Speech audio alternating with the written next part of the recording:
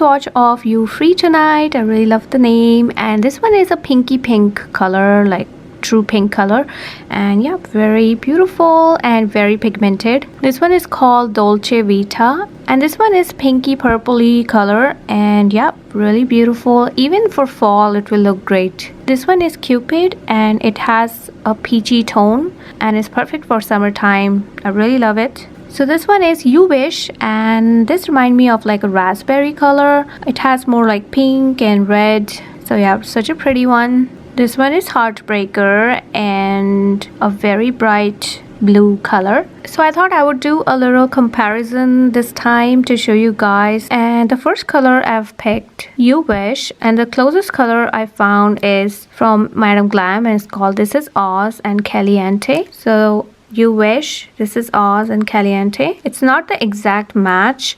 This is more like a raspberry, this has more like a orange, and this is even a little more lighter.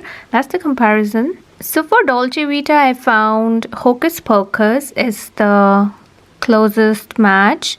But Hocus Pocus is more on the deeper side and Dolce Vita is a bit lighter than Hocus Pocus.